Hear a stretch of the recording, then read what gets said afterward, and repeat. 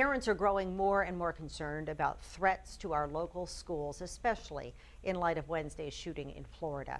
Many of you have commented on our Facebook stories that something needs to be done to prevent these tragedies from happening. Since Congress has failed to act on gun legislation efforts, News Center Maine's Dustin Vladkowski went to find out if Mainers had a solution to the problem of their own. Dustin?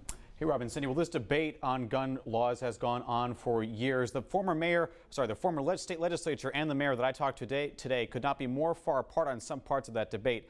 That said, neither of them think serious gun reform is something that is best done by local or state governments. One of the most frustrating things as being a mayor of Maine's biggest city is that we don't actually have the ability to regulate guns. Portland Mayor Ethan Strimling is among the people upset about Wednesday's school shooting in Florida and wants to do something about it.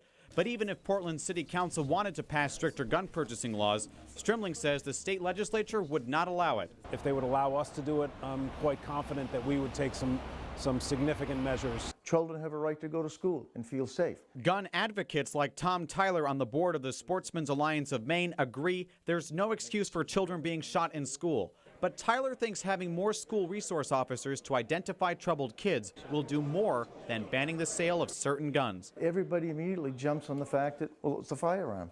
You know, I can lay AR-15s on the table all day long and they're never going to hurt a soul. Somebody's got to pick it up and pull the trigger. Tyler also thinks there needs to be a better system for the government to identify people who are mentally ill that prevents gun dealers from giving weapons to the wrong people.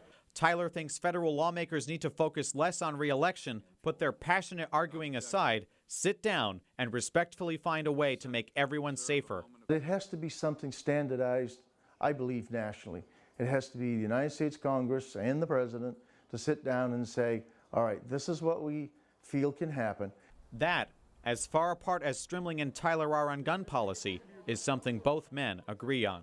Clearly, the federal government is the one that should step in. I just have no faith that they will.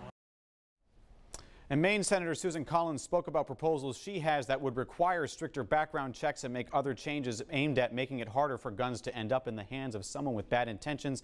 However, previous efforts she's proposed haven't got very far, and Rob and Cindy, there are no indications that this time is going to be any different.